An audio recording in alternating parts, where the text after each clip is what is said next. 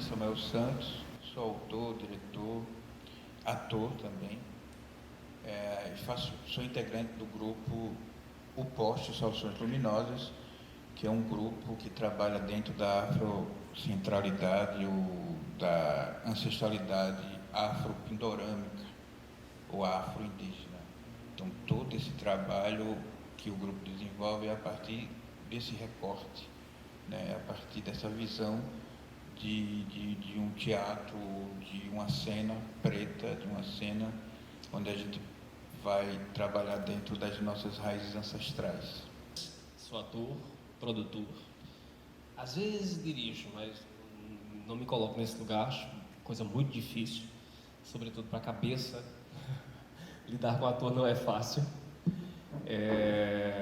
Tenho uma companhia de teatro, né? Sou integrante e fundador da Companhia do Ator Nu. Nós não somos um grupo, somos uma companhia. E desde 2004, 2005, na verdade, nosso primeiro espetáculo, a gente vem trabalhando numa perspectiva de estudo e de pesquisa muito centrado no ator, no mínimo que ele possa ter, e numa dramaturgia. Seja a dramaturgia contemporânea, né, já pronta, já elaborada, ou então reescritura de textos clássicos, como foi o caso do Encruzilhada Hamlet, que a gente montou em 2009, que era uma reescritura do Hamlet do Shakespeare, né, com direção e texto deles. Não é uma companhia que tem a gente é meio bissexto, a gente às vezes passa 4 anos para montar um outro espetáculo. A gente também nos dá essa liberdade da pesquisa, né, de não ter, apenas quando tem o edital, a gente tem prazo para cumprir essas coisas, mas a gente dá um pouco dessa liberdade de pesquisar um pouco, até a pandemia. Nossas experiências, que acho que a gente vai falar um pouco com vocês hoje, pelo menos para a gente, foi muito, muito atípica, em todos os sentidos, né? Sobretudo na forma de fazer, na forma de se montar, não apenas de transmitir, mas até a gente entender, né, tudo isso, entender como é que a gente ia chegar até as pessoas, lidar com ferramentas que não são muito habituadas do teatro, enfim, e vamos conversar. O seguinte, quando a pandemia chegou, e chegou para todo mundo, né, não fez distinção com ninguém, a classe artística, de uma forma geral, foi muito impactada, porque classe artística que apresenta ao vivo, né? Artes cênicas, teatro, dança, circo, teatro, está dentro das artes cênicas, ópera, que a gente nem vê muito no Brasil, mas enfim, todos esses artistas e profissionais foram impactados imediatamente, né? Eles tinham trabalhos previstos ou em andamento que tiveram que ser interrompidos e reinventar a vida. Lá no Rio de Janeiro, a gente tem uma associação de produtores que foi muito atuante, a PTR, que conseguiu mobilizar empresas e grupos para que a gente pudesse dar uma assistência a esses artistas, técnicos, enfim, profissionais das artes que estavam desassistidos. Isso foi um momento de primeira movimento da PTR foi esse, e foi muito bem sucedido. Na sequência disso, nós temos lá um prêmio, que era um prêmio local, um prêmio de teatro para o Rio de Janeiro, porque exigia que os jurados vissem os espetáculos, então somente espetáculos que passavam pelo Rio de Janeiro concorriam. Com a chegada da pandemia, nós entendemos que era hora de abrir esse prêmio nacionalmente, porque já que estava tudo online, vamos assistir o Brasil, né? E isso foi muito importante para a PTR, agora está até sofrendo, porque agora não tem mais produção online. Então o prêmio volta a ser carioca, pura e simplesmente existe uma impossibilidade de a gente ter um prêmio que contemple o Brasil inteiro. Mas foi muito importante para nós, porque somos vários produtores, a gente teve contato com grupos que a gente nem conhecia, né? E bastante expressivos. Então, essa chegada do audiovisual para as artes cênicas foi muito positiva nesse aspecto. E aqui, contando um pouco do caso da minha companhia, junto com o Nanini, do Nanini comigo, que a companhia, muito mais dele, eu cheguei depois, mas a nossa companhia, a nossa dupla de produtores, a gente também não é uma companhia, a nossa produtora, a gente há muito tempo está preocupado com a questão de como alcançar o público jovem, como trazer de volta para o teatro uma plateia que de uma faixa etária que não é mais quem viu lá atrás, quem está vendo agora. E então está muito atento a isso. Com a chegada da pandemia, Nanini e Camila Amado tinham um projeto de fazer as cadeiras no teatro. nós achamos que esse projeto era um projeto para iniciar uma ideia que a gente tinha de que era fazer um teatro que ele fosse uma versão ao vivo, uma versão filmada. E aí a gente partiu para esse projeto dessa forma. A gente aprovou ele no Ministério da Cultura. Aqui todo mundo sabe que quando a gente aprova no Ministério da Cultura é para captar, a gente não ganha dinheiro, né? Ninguém dá o dinheiro na mão da gente na hora. Isso é balela do governo antigo. E então nós conseguimos aprovar esse projeto já com esse perfil. Nós teríamos uma versão online e uma versão ao vivo, porque a pandemia estava já acontecendo e a gente não queria deixar de apresentar logo, a gente tinha uma necessidade de fazer arte, né? E como era um projeto só de 2 atores, a gente conseguia viabilizar de uma forma que todo mundo estivesse protegido. Diante disso, a gente se organizou, ensaiou como se ensaia para o teatro, 2 meses, nos programamos direitinho, fizemos a filmagem em 10 dias em estúdio e trouxemos o que a gente acha que é o teatro para dentro desse universo online. A gente tem esse projeto pronto, a gente ficou muito satisfeito com o resultado, porque as pessoas que assistem enxergam o teatro, enxergam também o audiovisual de uma forma que um complementa o outro, não atrapalha. E a gente gostou tanto que a gente vai continuar com esse projeto. Nosso próximo projeto fazer projetos com essas 2 linguagens, né? Nosso próximo projeto que a gente está tentando captar e realizar é um texto do Gerald Thomas, escrito por Nanini, que ele mesmo vai dirigir, e que a gente também vai ter uma versão digital, uma versão online e uma versão ao vivo. Então essa experiência que ficou, e para a gente foi bastante produtiva, assim, e eu vejo que, estava comentando com os meninos antes de a gente começar a conversar, que havia um relato muito forte dos produtores, colegas que estavam apresentando espetáculos online, que a gente não chegou a apresentar durante a pandemia. A gente filmou, mas não apresentou. Mas que as pessoas apresentavam no Simpla ou no YouTube, e que as famílias se organizavam para assistir teatro, vizinhos se organizavam para assistir teatro. Então isso é uma coisa linda, né? Você poder ganhar esse público que jamais pensaria em sair de casa e ver um teatro. Então você poder levar essa linguagem do teatro, porque o teatro também é uma linguagem.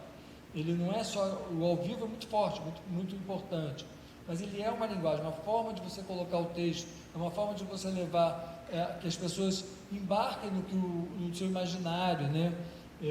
O teatro é como se o ator fosse uma releitura do texto, ele vai dar do ator, do diretor, então tudo que está concebido ali é uma nova leitura sobre aquele texto, então é uma fantasia. Então, se você consegue levar isso para um outro veículo, mesmo que seja o vídeo, é importante. O teatro está ali. Em relação da criação da pandemia, como eu falei antes, eu sou integrante do Grupo POST, né, um grupo que trabalha dentro dessa questão da matriz africana, da cultura. A gente tem uma pesquisa chamada O Corpo Ancestral dentro da cena contemporânea, onde a gente, antes da pandemia, claro, a gente criou uma sistemática de treinamento para o ator através dos movimentos dos orixás, né? Enquanto a gente vem trabalhando há séculos, os mestres de Stanislavski, Brecht, Chekhov, etc., a gente resolveu que era possível também criar uma sistemática de treinamento para o ator através das nossas raízes ancestrais. Ponto. Voltando à criação, em 2020 a gente tinha um espaço cultural na cidade chamado Espaço Poste, aqui na Rua da Aurora, pertinho. E com a pandemia a gente não tínhamos mais como fazer apresentações da nossa aula, a nossa escola de antropologia teatral. Então a gente só pagava e não entrava, né? A gente ainda tentou argumentar com o dono que era difícil, o dono, tudo bem, eu vou só dar a metade, vocês pagam só a metade, sendo que quando voltar a pandemia, vocês vão pagar o que me deve. Tá, ok. Aí passou 1 mês, 2 meses, só pagando, passou uns 5 meses, 6 meses, a nossa dívida já vai para os 10 mil reais.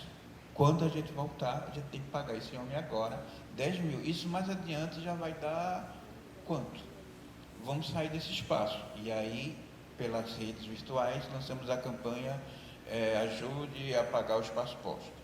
Pagamos o espaço, a dívida, e com o restinho a gente conseguiu. Quem nos ajudou, que estiver aqui ou quem não estiver, eu quero agradecer, né?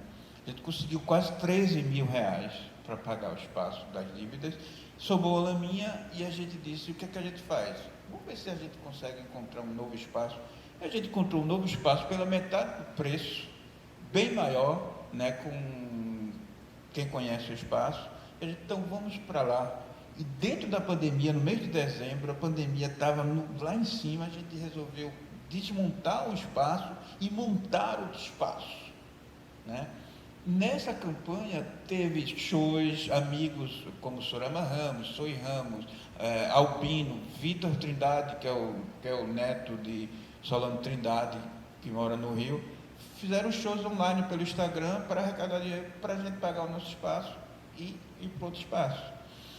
Foi, assim, uma realização plena para a gente ficou muito feliz para continuar. Em 2021, sentindo a necessidade de trabalhar dentro da pandemia e principalmente com esse recorte preto, a gente sentia que muitos pretos e pretas estavam no processo de uma sanidade, a sanidade, né, mental do artista preto, né? Eu vou colocar esse recorte, mas o artista geral, mas eu tenho que colocar esse recorte, é necessário. Eu senti a necessidade de criar um projeto onde tivesse um trabalho de trazer o artista preto para a cena e também a dramaturgia. Então, eu criei um projeto chamado Terças Pretas, o Negro em Estado de Representação, onde toda terça-feira haveria um espetáculo concebido, eu dirigi todos os espetáculos, foram mais ou menos uns 10, que tinha dramaturgia de autores negros, jovens, autoria também minha e sob minha direção. Então se criou várias cenas durante mais de um mês, nas terças-feiras. E dentro dessas cenas ao vivo, eu pedia para os atores uma parte para a gente criar, só eles, para a gente criar um vídeo, e deu um espetáculo de mais ou menos 1 hora e pouco, que inclusive foi indicado para o prêmio APTR, né, de teatro. Fomos indicados pela APTR como espetáculo e prêmio especial pelo grupo, né? A gente ficou super surpreso, que massa, um trabalho que veio, né, e de repente ganha essa abrangência nacional. Então a gente fez esse trabalho, a gente está com esse trabalho virtual. Avançando mais ainda, fizemos 2 festivais, que é o Pretação, que é Mostra de Teatro de Mulheres Pretas, e Luz Negro, Negro em Estado de Representação, onde mostra, esse projeto mostra o negro, o artista negro, na ópera, no balé clássico, no balé contemporâneo, no balé, enfim, em vários segmentos artísticos, para mostrar a pluralidade do artista negro em vários segmentos artísticos. Fizemos também cursos online, né, pelo SESC, o SESC nos convidou para trabalhar um curso que a gente denomina de Antropologia Teatral ou o Corpo Ancestral. Eu consegui dar um curso de dramaturgia online também, pela Lei Aldir Blanc, chamado Do Encenador para o Ator. Por que esse nome? Muitas vezes o diretor ele não tem, ou talvez falte ferramenta para chegar ao ator, de como o ator vai chegar em determinado momento. Eu quero isso, mas como é que ele pode encaminhar esse ator a chegar a esse caminho de uma forma mais plena? Então, eu fornecia para o diretor, além de todo o conceito que é o encenador, que é a encenação, do origem, etc., ferramentas de treinamento para o encenador, para ele aplicar com seus atores. Por isso, do encenador para o ator. E também fiz outro curso online chamado o Ator Total, que é um curso que eu desenvolvo na cidade há bastante tempo. Então, foi um período de muita busca, de muita criação, de sobrevivência e de existência, né, através da pandemia, dentro da pandemia, através da arte, né? E muito se falou na época também, o Fernando está aqui para comprovar também, o Edjalma, mas isso não é teatro, teatro é outra coisa, tem que ter o público, a gente tem que sentir, respirar o público, tem que ouvir o público tem que estar na mesma sala que o ator estiver, e etc., né? Eu sempre, na época eu me lembro que eu respondi dessa forma. O teatro ao longo dos séculos, né, a arte milenar, ele sempre procurou uma forma de existir, né? Seja das grandes guerras, seja das pestes, etc. E na pandemia não seria diferente. Quando se fechou o teatro propriamente enquanto casa de espetáculos, ele disse: para onde é que eu vou? Eu vou morrer? Vão acabar isso? Espera aí, tem uma telinha ali, que pode ser a telinha do live do Instagram, ou do YouTube, ou do Facebook, né? Eu vou para ali, não vou me deixar morrer. Ora, e a partir dessa janelinha, o teatro começa a existir, e aparece a presença do ator, do dramaturgo, né, de uma luz que você queira usar ou não, vai depender de como você vai trabalhar isso. Então o teatro disse: é por aqui que eu vou, é por aqui que eu vou existir, e quando a pandemia acabar, eu volto novamente com a plateia, né, junto dos atores, do diretor, do iluminador. Então é a forma de eu, para esse momento, recuar um pouquinho, ou avançar, não se sabe, para poder existir, né? Como se diz, o teatro sempre está doente, mas nunca morto, né? Moribundo, mas nunca morto, ele está sempre respirando, para justamente a gente ter esse contato. E o teatro, para mim, é uma dádiva. O teatro salvou minha vida, e se eu não acreditar nesse teatro que salvou minha vida há 34 anos atrás, e salvou a minha vida na pandemia, então eu vou procurar fazer outra coisa que não seja teatro. É isso. Obrigado. Do contrário, né? Estamos fazendo o quê, né? Se isso não vem nos ajudar, pelo menos a viver e a sobreviver. Quando a pandemia, né, começou aqui no Brasil, quando a gente fechou tudo, eu estava em São Paulo. Eu tinha mudado para lá no início do ano, que ia montar um projeto que a gente já vinha acalentando há um certo tempo. Eu e o Thay Lopes, que é um ator daqui, mas já mora em São Paulo há muito tempo, e a gente estávamos, né, no estudo, na pesquisa do Édipo, do Sófocles. Claro que iríamos fazer algo como a gente fez com Hamlet, não iríamos montar a tragédia tal qual. Era a base do texto para a gente reescrever uma outra dramaturgia, mas preservando o estudo que a gente tem em cima do trágico e da reescritura de novas dramaturgias a partir de clássicos ou de teatros contemporâneos já existentes. Tudo acontecendo bem, estava rolando a MIT, eu estava acompanhando tudo e para tudo, né? A MIT é interrompida, que é a Mostra Internacional de Teatro de São Paulo. Interrompe-se, a gente suspende a vida, mas eu não sei vocês, mas eu achava que em maio, junho, a gente já estava voltando ao normal, né? Pelo menos trabalhando, as coisas abertas ou semi-abertas.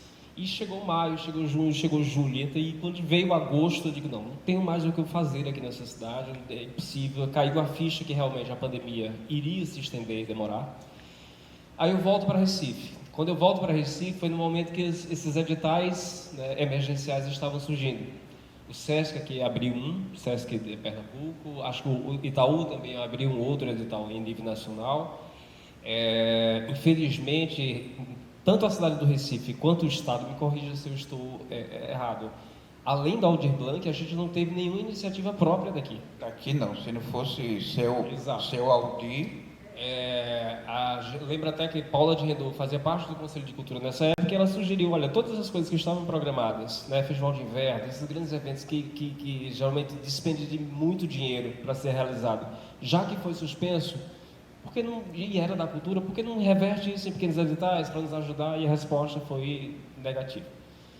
E aí chega Aldir Blanc, né, que a gente começa a imaginar: poxa, é uma possibilidade da gente fazer alguma coisa. Eu ainda nem tinha pensado no como, eu estava na busca do que fazer, do que falar, do que dizer. A pesquisa que a gente tinha, não queríamos, nem pensamos na verdade, né, porque quando não existia o projeto, a gente tinha o texto do Édipo, tínhamos os atores, a diretoria e a dramaturga.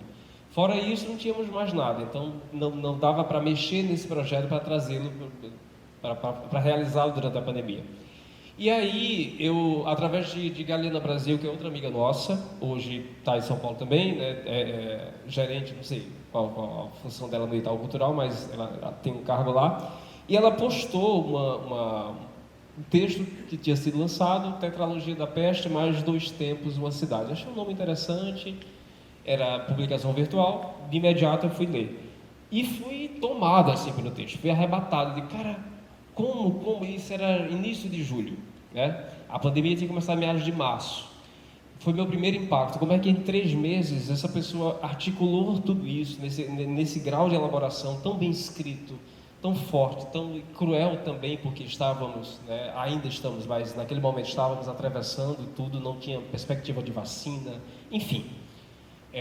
Aí me apaixonei por esse texto, apresentei para a Kierkegaard, que dirigiu, a gente já tinha feito um trabalho em 2019, e ele topou, gostou também, ficou impactado pelo texto, e começamos a formar a equipe. E aí veio a grande dúvida: somos bicho de teatro, a gente não sabe mexer com audiovisual, não sabemos mexer com cinema.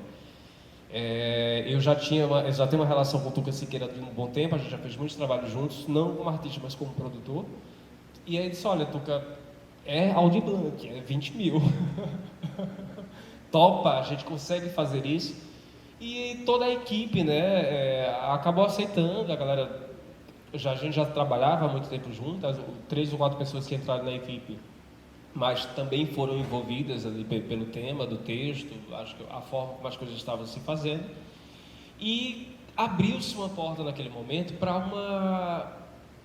um novo, pelo menos para a gente de teatro. Não é simples, não é que a gente não estávamos fazendo cinema, né? É completamente diferente. Estávamos fazendo teatro que iria ser gravado ou transmitido, seja lá o que fosse, mas ia chegar para as pessoas através da televisão, através do computador, através do celular. Essa era o meio de se chegar. No momento, não vou ser hipócrita de dizer: a gente fez uma pesquisa. Não. Existia uma urgência, né? Existia a morte fungando à frente, atrás, dos lados. Não tínhamos perspectiva de vacina, não tínhamos nada, na verdade. E aí começamos assim: vamos trabalhar na urgência e no que é essencial. E a partir daí as coisas foram se fazendo. Estreamos dia 24 de abril de 2021, ou seja, na crista da segunda onda. Foi quando eu perdi de fato amigos próximos. Foi onde eu quase me arrependi de montar esse espetáculo, porque era muito sofrido, muito dolorido, de estar falando sobre aquilo, experimentando no meu corpo todas essas dores que a gente estava vivendo. Mas ao mesmo tempo eu digo: gente, o Brasil é um país que esquece. Isso foi o meu motivo de querer levar esse texto para o teatro e transmitir isso para as outras pessoas, porque a gente tem uma deficiência nesse sentido da nossa história, da nossa memória. Tudo que é nossa mazela a gente quer enterrar, jogar para debaixo do tapete. A gente não falamos da escravidão, não falamos da ditadura, e olha onde a gente chegou, né? Então eu tinha dessa coisa, assim, mesmo que a ferida ainda esteja sangrando, eu acho importante a gente arranhá-la. Vamos sangrar mais, vamos chorar mais, mas que isso fique impregnado na nossa memória, que a gente não esqueça esse momento terrível da história humana.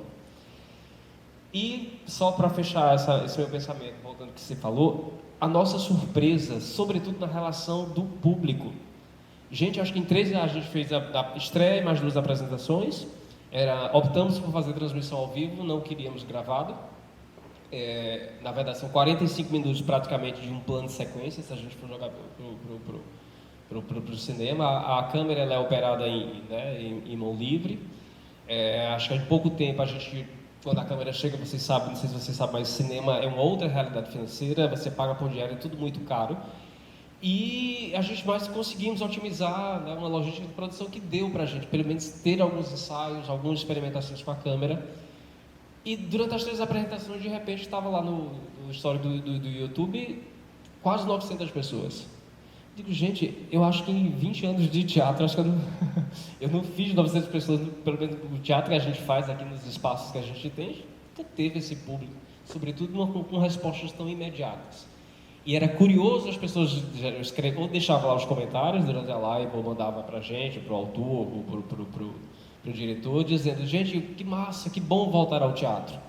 Ou seja, ele permanece. Independente de como chegou até as pessoas, mas ele permaneceu. As pessoas tinham sempre as coisas: é teatro, não tinha nenhuma... Acho que a confusão era a gente que fazia, né? Dessas fronteiras das linguagens, se é que existe. Mas o público recebeu aquilo como teatro.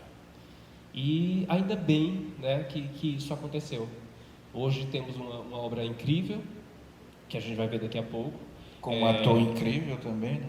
Com um ator incrível, um diretor, um produtor incrível, um texto incrível.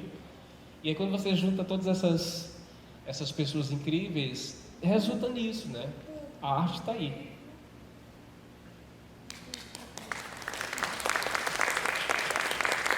um adendo, você falou do Itaú, nesse mesmo período também a gente foi convidado, o Grupo Poste, para fazer uma ação dentro do Itaú, chamado Cena Gatilho, porque na capa da revista Veja saiu vários nordestinos, né?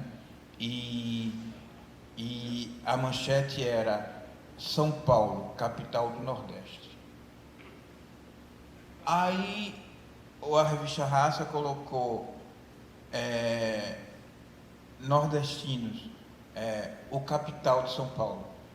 Mais ou menos isso. Então, o Itaú nos convidou para falar um pouco, né, o nome era Cena Gatilho, para a gente fazer uma obra de até 20 minutos, se eu não me engano. E cada um ia por onde, né, e a gente trabalhou justamente com a construção de São Paulo, né? São Paulo é um grande cemitério, né, indígena. Por debaixo de São Paulo tem sangue indígena, e a gente trabalhou um pouco sobre a questão dos bandeirantes, a questão da escravidão, não só em São Paulo, mas no mundo todo.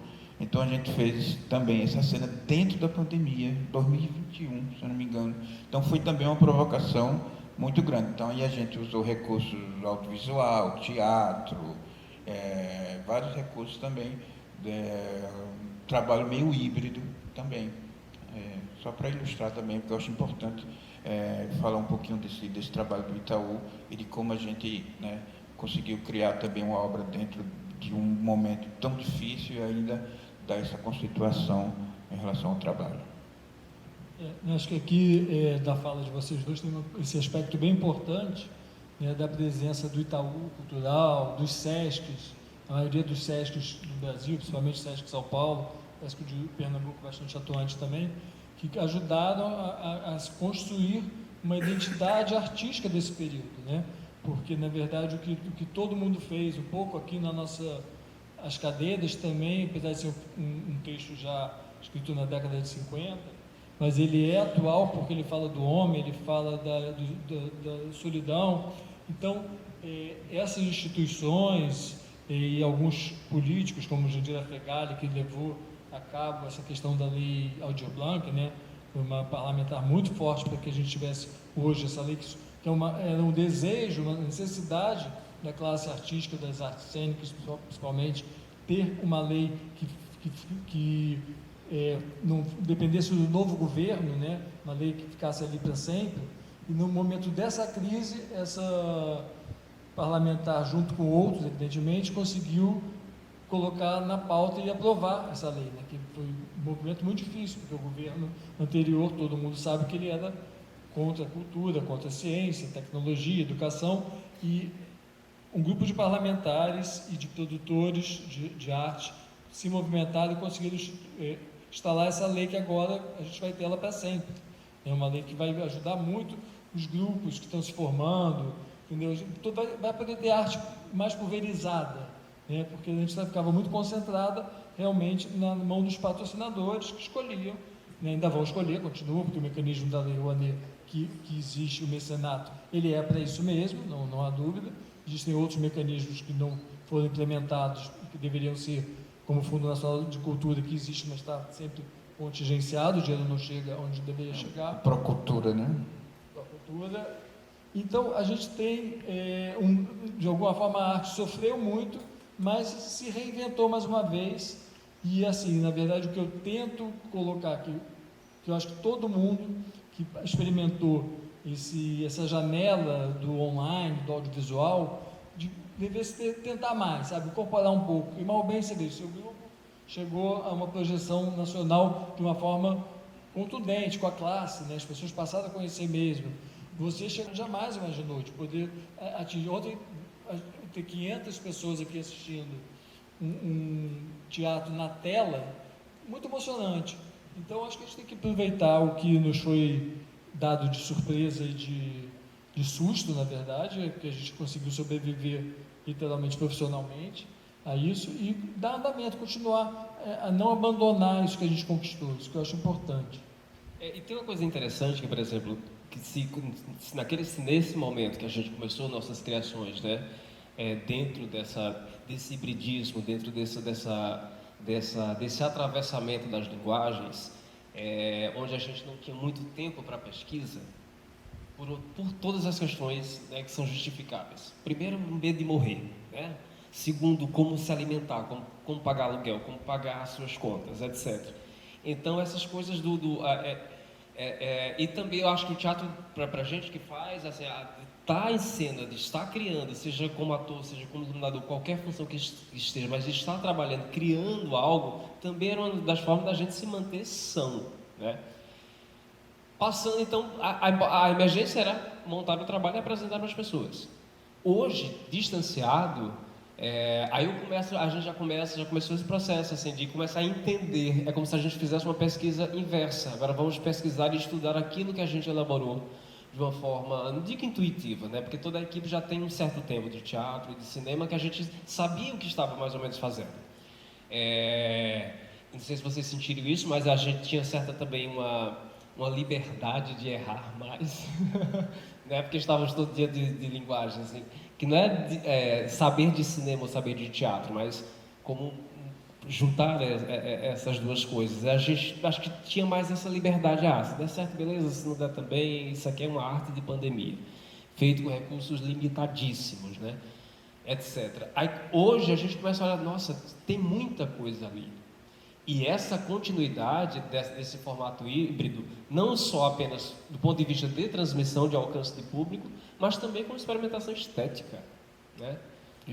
Pensar também como é o atravessamento dessas duas linguagens, o que é que ela resulta para a gente em oportunidade de experimentação, não de uma nova linguagem, mas do cruzamento dessas linguagens. E até o conceito de arte hoje, né? Hoje não, faz tempo que é híbrido, né? O conceito híbrido. O arte hoje, há muito tempo, né? Teatro é só isso, cinema é só isso, né? Dança é só isso. Esses cruzamentos das fronteiras, né? Essas conexões, sempre falando em recursos que a gente tinha, né? Eu me lembro quando eu fui fazer esse trabalho dos Terças Pretas, assim, eram vários atores, e tinha gente que tinha celular de 4K e gente que tinha celular que só filmava embaçado. Aí Samuca, meu Deus, cara, é o que tem. Vai ser isso. A gente assume enquanto estética. Então entra uma imagem com celular de 4K, nítida, Full HD, lá em cima, de repente entra a tua cena, tudo embaçado, parece que, né? Até para ele se sentir também, mas eu sou uma merda. Não, calma, vamos procurar trabalhar dentro do que a gente tem, né? Eu não sei se você viu o trabalho, Fernando. Então, o próprio trabalho mostra isso, assim, você vai ver imagens diferentes, porque são vários celulares, de diferentes marcas e potência, né? Isso é muito importante dizer também, que muitas vezes a gente, eu só faço se tiver um celular. Não, o artista tiver uma lata, um caixote, sobe, vira um palco, e esse palco, essa lata, vira o mundo. Então a gente tem muito isso de transcender, né, a realidade para mostrar à plateia, né, outras realidades através da arte. Respondendo, não assisti porque a gente teve que dividir na PDR muitos espetáculos. A gente dividiu entre os jurados um grupo, cada grupo podia assistir alguns espetáculos. Ainda vou assistir, você me manda o link. Mando sim. Bom, eu não sei se alguém tem alguma questão para colocar, que acha importante.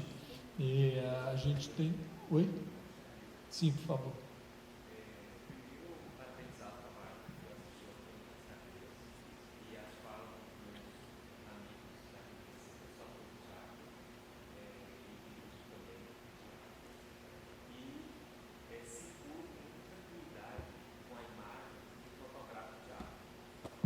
Conheço bem.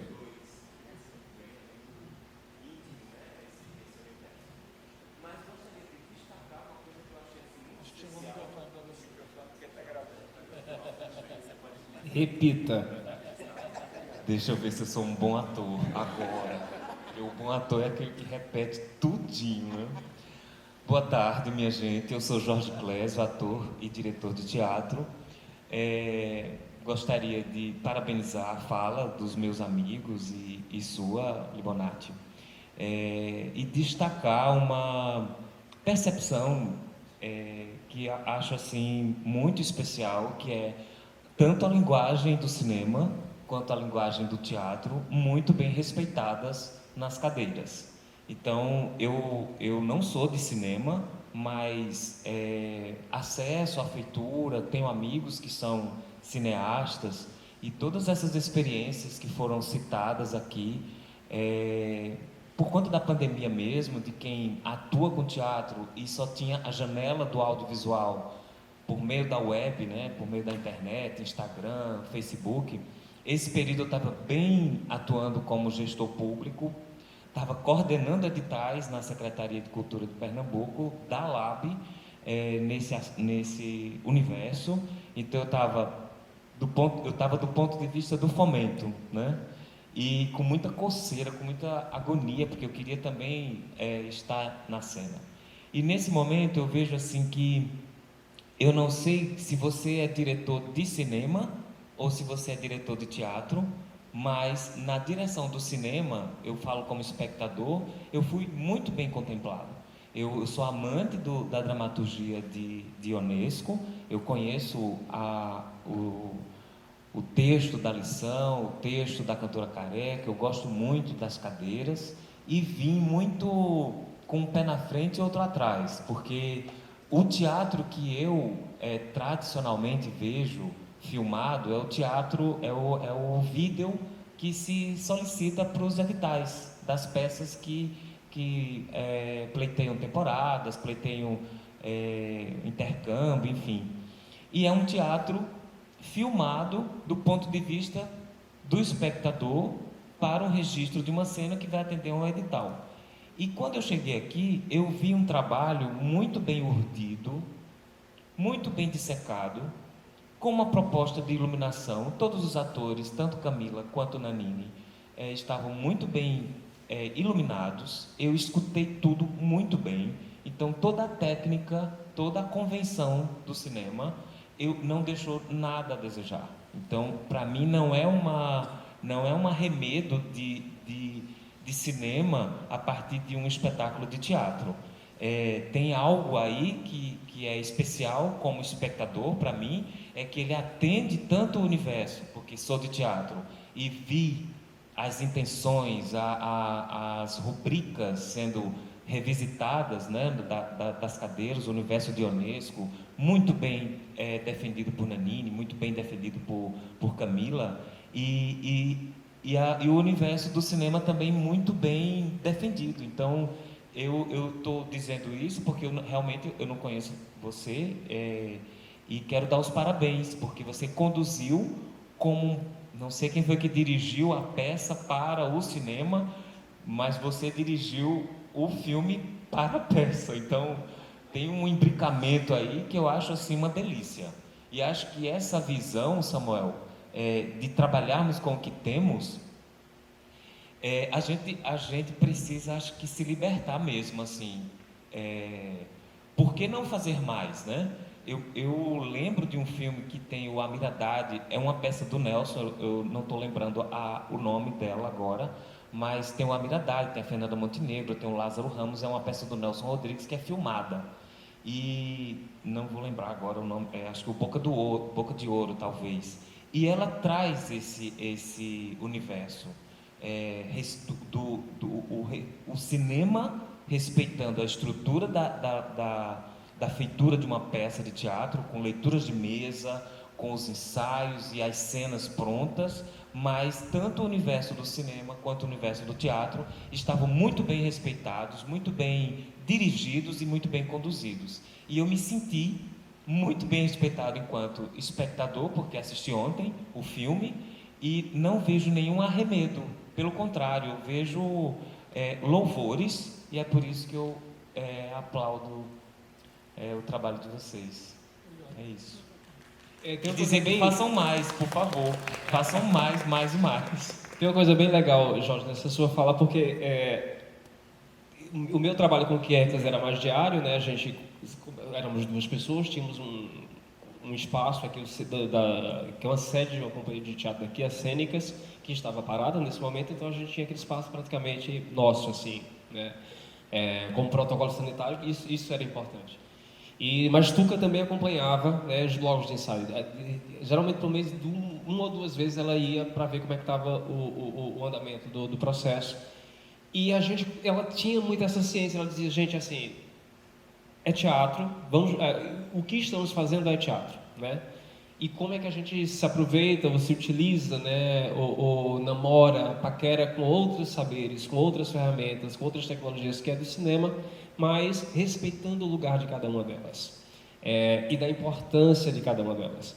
No ensaio geral, no dia anterior à nossa estreia, tudo, a equipe de transmissão, beleza, descobrimos que a gente precisava de um técnico de áudio do cinema, porque o que a gente tinha pensado para aquilo ali não estava funcionando.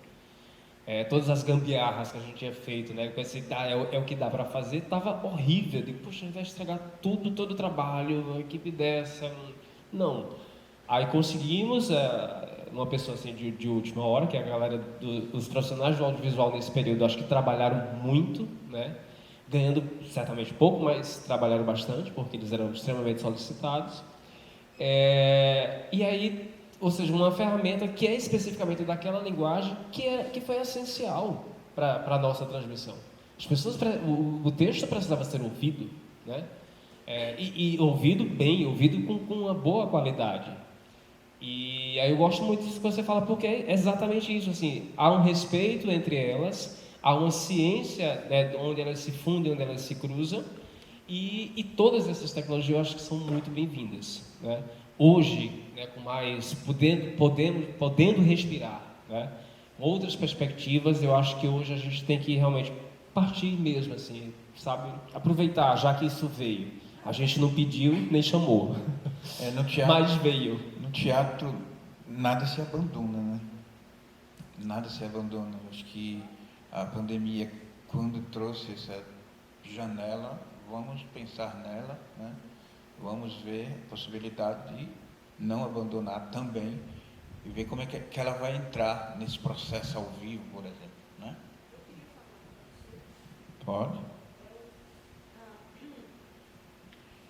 Eu sou uma perturbatriz, como escreveu tão lindo o mestre Guimarães Rosa. Então, aproveitando o FEL aqui, não é? Aproveitando todos, por que não, quer dizer, pensar nessa possibilidade de aqui o teatro, filme, abrindo com as cadeiras e depois ter um projeto de mostrar trabalhos da pandemia que tiveram esse amor, esse namoro, teatro e filme. Sugestão para a nossa representante aqui da Secretaria de Cultura, não é? Mas aí vocês têm mais contatos. Gosto da proposta, é uma proposta. Eu sou massa. apenas uma velha atriz. Também, adorei. Vocês falando aí, né, sobre essa questão da pandemia, várias memórias vieram à mente. E vocês falando muito dessa perspectiva, né, enquanto artistas, enquanto atores, enquanto diretores, produtores, enfim. E eu queria até trazer um pouco a perspectiva de público mesmo, né? Porque, enfim, Samuel até comentou sobre essa questão da problematização, né, dessa junção do teatro com o cinema. Algumas pessoas criticavam se isso era teatro ou não, mas o próprio teatro e a própria arte, né, ela se transforma, né, se adequa também ao tempo histórico, né, às demandas históricas. E o próprio teatro é uma junção de linguagens, né? A gente tem aí literatura, a gente tem a expressão corporal, que pode também flertar, né, com a questão da dança, o figurino, cenografia. Então é uma junção de linguagens do próprio teatro, né? E aí eu lembro que, assim, na pandemia, eu consumi muita coisa online, né, de teatro, música, não só eu, como muita gente, né, as lives, enfim.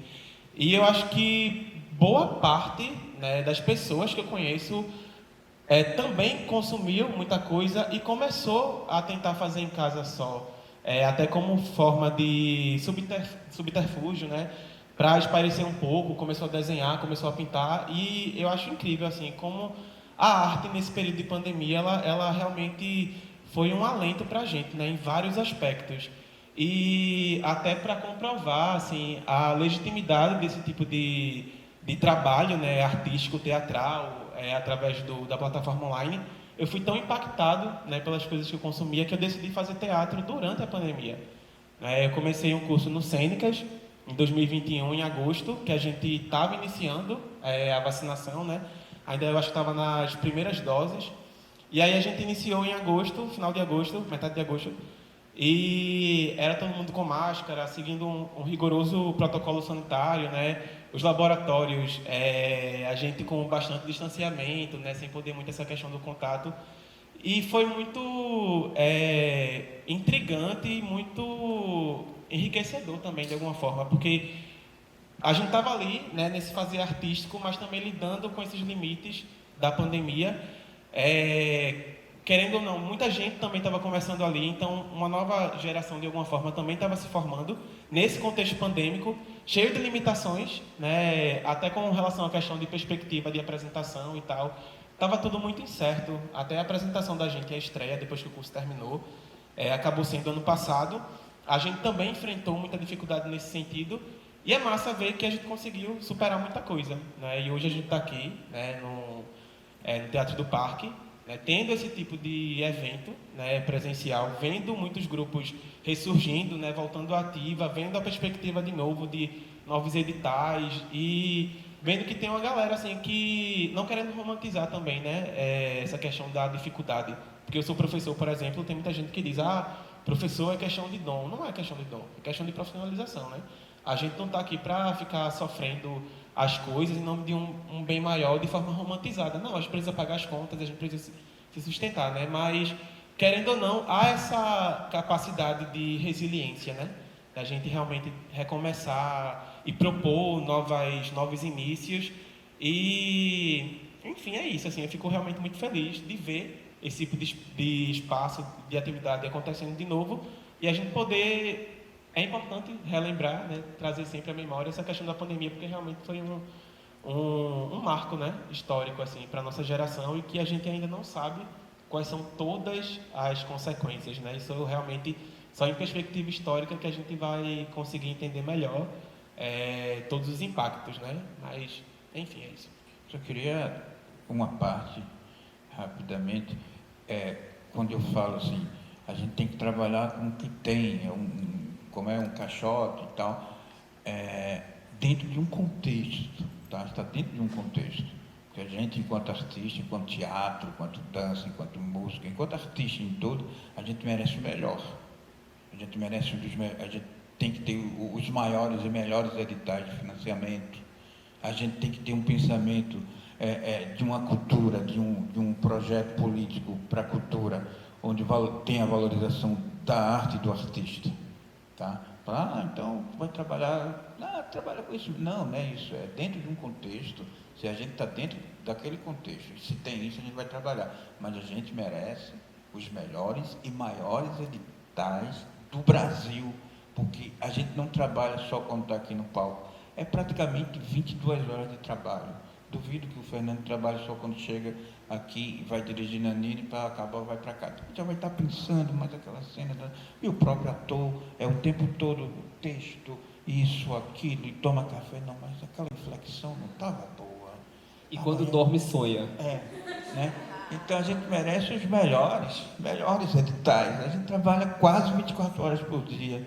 Então, quando o pensamento dos gestores públicos entrarem por aí, com certeza a arte no Brasil vai melhorar cada vez mais, e também o poder privado, quando um amigo meu fala, quando o poder privado entender de que a arte também é uma responsabilidade social, né, e não, eles vão entender a importância, né, de valorizar enquanto poder privado mais, né, valorizar mais as artes. Como aí eu volto o SESC, o Itaú também, que vem fazendo isso no Brasil, e isso é muito importante. Só essa parte. Valeu, obrigado. Oi, gente, boa noite. Meu nome é Ana Luísa Andrade, eu sou uma artista pernambucana, sou da construção do ator e bailarina da pantomima. E durante a pandemia, aconteceu de, como eu estava envolvida em diversas linguagens, aconteceu exatamente isso, da gente ter que ir todos para o audiovisual. E foi uma coisa que, tanto como alguém que estava fazendo, a gente tinha uma estreia de um espetáculo que a gente estava ensaiando há 1 ano e meio na dança, e a gente teve que adiar e resolvemos fazer um vídeo, que no final foi uma experiência excelente, que a gente não tinha tido. E, ao mesmo tempo, como público, tive a oportunidade de assistir peças que eu não teria oportunidade de assistir antes. Que grupos como o Galpão liberou, tivemos grupos, eu sou muito fã do Poste, já assisti diversas coisas do Poste, adoro. Obrigado. E a gente via ali vários workshops, a gente via peças musicais, até o National Theatre na Inglaterra, liberando as peças toda quinta-feira à noite. A gente viu vários artistas se unindo e fazendo espetáculos. E isso mostrou uma força da arte, de como a arte era uma das únicas coisas que fazia muitas pessoas funcionarem durante a pandemia. E nós temos esperança que agora, principalmente com o governo novo, as pessoas deem o devido valor à arte. Porque ela não é apenas algo que seja um passatempo. Além de ter diversas pessoas trabalhando ali, além de movimentar bastante a cultura, a gente vê como pesquisas que cada R$1 é gastado em arte é retomado 6 para o governo. A gente vê o quanto isso movimenta, cria uma população, modifica. Eu também trabalho com um projeto social de música chamado Anjo Luz, que fica na comunidade do Alto Santa Terezinha. Então, a gente vê a diferença, que quando a gente tem aquele período de férias, a quantidade de crianças, de jovens que se envolvem no tráfico, se envolvem em situações de risco, e quando estão tendo aula, não é assim. Como isso, na verdade, abre portas, ou seja, as linguagens artísticas, na verdade, abrem portas de oportunidades para o futuro. E quando a gente vê essas linguagens se misturando, é algo ainda mais mágico. Como eu sou uma pessoa que eu flerto bastante com cinema e apaixonada pelo palco, quando a gente está aqui, eu ainda não assisti as cadeiras, então provavelmente vou ter ataques de fangirl no final. Então, o Fernando provavelmente no final vai estar tipo... Sou uma pessoa meio intensa assistindo. E aí, ter essa oportunidade de estar aqui no Teatro do Parque, um teatro histórico, para a gente poder assistir e a gente ver, como você falou, que quando estava vendo ali, era uma peça, sim, mas a gente está aqui no audiovisual, a gente ainda está com essa equipe incrível no palco, falando das experiências de quando estão tendo como artistas durante suas vidas e durante esse período pandêmico, que foi algo que foi bastante traumatizante para todos nós. Temos ainda o prazer de estar com o Naninha aqui. Eu gostaria de agradecer bastante a vocês por isso. Parabéns, Samuel, por propriedade, aliás. Obrigado. Acompanhei. E, Fernando, estou muito empolgada para assistir. Ainda não assisti. Ontem eu não pude, porque eu tive ensaio. Não pude estar aqui. Mas é que você gosta. Certeza que eu vou gostar já. E também fiquei super curiosa para assistir. O poema. Uhum. Não assisti durante a pandemia e agora que você disse que deveriam fazer outra transmissão agora falando, porque quem sabe aqui. Então, na verdade, a gente fez bem um caminho meio que inverso de muita gente fez na pandemia. Então, claro, depois do segundo semestre de 2021, muita coisa já foi pensada para aquilo ali, né? Mas ali naquele começo, acho que muita gente já tinha algo pronto do teatro e fez uma adaptação para fazer suas transmissões, etc. E o projeto da gente já foi concebido para ser transmitido, já foi concebido para ter esse hibridismo, né, de ambas as linguagens. Quando a flexibilizou, que a gente pôde voltar para o teatro, aí para mim foi muito difícil. A primeira apresentação presencial, que foi numa mostra lá no Sesc Garanhuns, eu cheguei para a equipe e disse, gente, esse espetáculo não presta para ser ao vivo. Aliás, ao vivo ele sempre foi. Mas para ser presencial, isso só funciona realmente com a máscara da câmera, etc, etc, etc. Aí calma, você fala como se fosse uma apresentação, porque realmente para mim foi muito diferente. A relação é outra completamente diferente. Na transmissão você se relaciona com a câmera, né? Falando do teatro, tá, gente? Estou falando do cinema, falando do teatro. Há o elemento concreto que você troca, que você contracena, no caso, no meu caso, que era um solo. Muitos solos aconteceram exatamente também por conta de medidas, né, de sanitárias, etc., para que não houvesse aglomeração. Então, meu elemento concreto era aquele, eu dançava junto com o cinegrafista e com a pessoa do áudio, já era uma trinca ali fazendo aquele movimento. Aí quando vai para o teatro, tem plateia de um lado, plateia de outro, a dimensão, muda-se o tom, muda-se a energia que você emana, tudo é muito diferente, mesmo a gente fazendo teatro. É a mesma peça, mas são experiências completamente diferentes. Pelo menos para mim que faço, acredito para quem vê também possa, né, tá lá o espetáculo, mas existem essas especificidades, né, da transmissão e, enfim, de cada linguagem. Só para encerrar, a gente agora tem essas duas possibilidades. A gente resiste, mas ainda está fechado, porque a gente ainda de vez em quando faz uma apresentação ou outra. Nós nunca optamos de deixar disponível, porque a transmissão sempre a gente fazia na hora.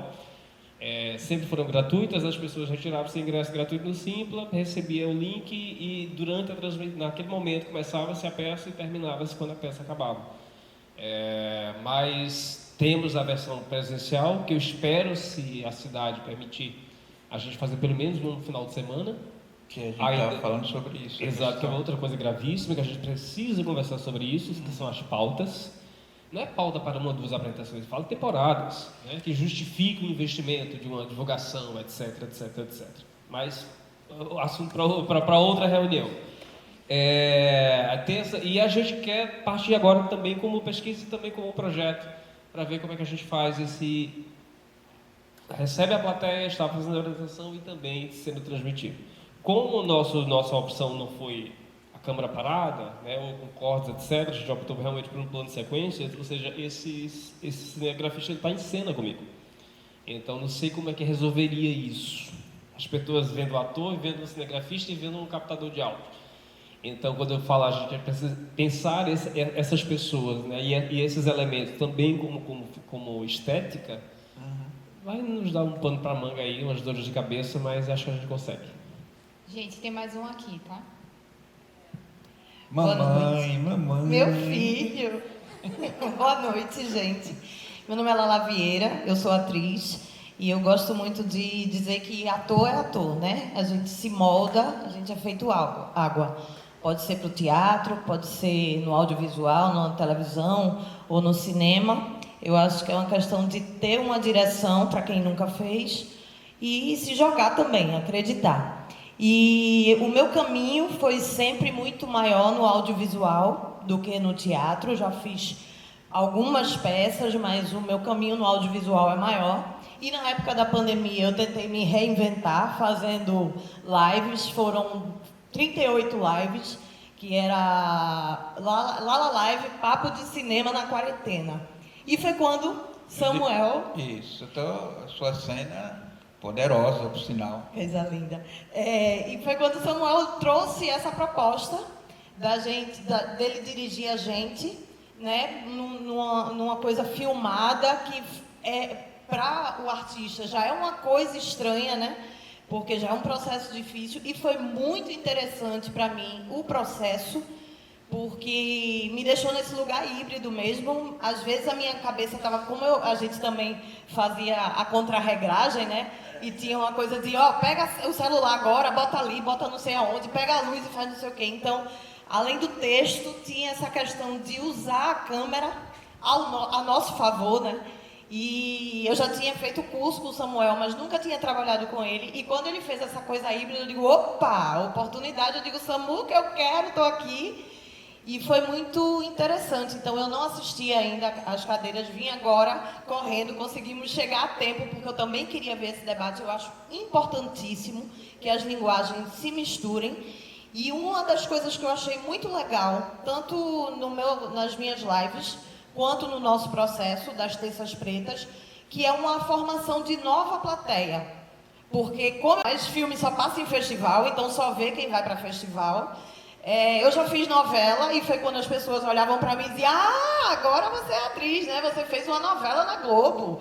Então, assim, aí depois, como eu não fiz mais novela, todo mundo me cobrava, como se eu não trabalhasse. E é muito árduo o trabalho do ator, tanto do teatro quanto do audiovisual, que não é visto, né? Porque as pessoas raramente saem de casa, ou então quando querem ver uma peça, pedem convite. E com isso, a gente fica sempre dependendo de editais que é maravilhoso porque contempla muita gente, mas a gente precisa da formação da plateia do privado. As pessoas precisam ter essa coisa de pagar. E eu acho que quando a gente... Porque a gente precisa ser pago, né? Ninguém precisa também romantizar nesse lugar de ficar na miséria a vida inteira, porque, isso é bonito. Não. Tem uma frase que eu aprendi com Geusa que é maravilhosa, assim, que ela diz, olha, já virei a chave da pobreza, a gente merece ser bem remunerado pelos nossos trabalhos. Então, eu acho muito interessante quando a gente mistura as linguagens, porque com isso a gente também vai misturar plateias. E, quiçá, aqui no Nordeste, pelo menos, que é onde a gente precisa de público pagante, a gente precisa de gente que faça fila, como a gente vê em São Paulo, Rio, gente que faz fila, fica esperando 2 horas sentadinho no chão para pagar o ingresso para assistir uma peça.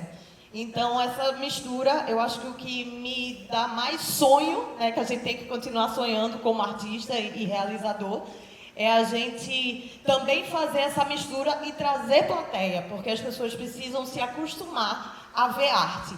E se a gente, pelo modo híbrido, conseguir atingir mais pessoas, aí eu acho que o nosso trabalho também é muito mais bem realizado. Maravilha. Gente, estou recebendo vários sinais que a gente vai ter que terminar o bate-papo, que está ótimo. Mas que o teatro tem que se organizar para poder começar a exibição.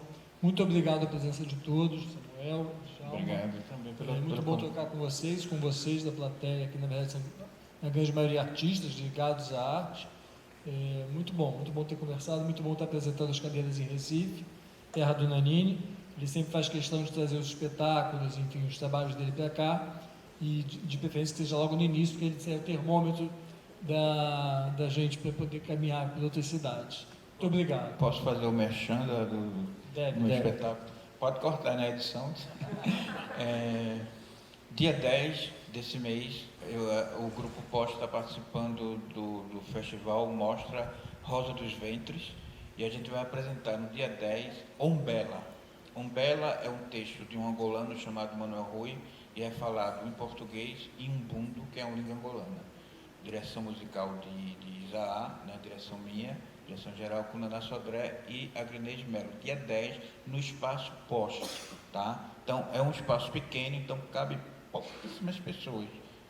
50, eu acho, talvez, dependendo da configuração. Então, fiquem atentos para quiser ser Umbela. É um espetáculo que a gente queria fazer muito na pandemia, e fala justamente dessa questão das águas, da renovação. E em maio a gente inicia a escola O Poste de Antropologia Teatral, que é uma escola de antropologia teatral, onde são 8 professores, então são cadeiras bem específicas, capoeira, no jogo do ator, Tradições da Mata, que é o cavalo marinho e maracatu, como ferramenta para o treinamento do ator, e dramaturgia dos orixás, que é a nossa pesquisa dentro do Grupo O Poste. Recado dado, muito obrigado, Fernando, obrigado a você.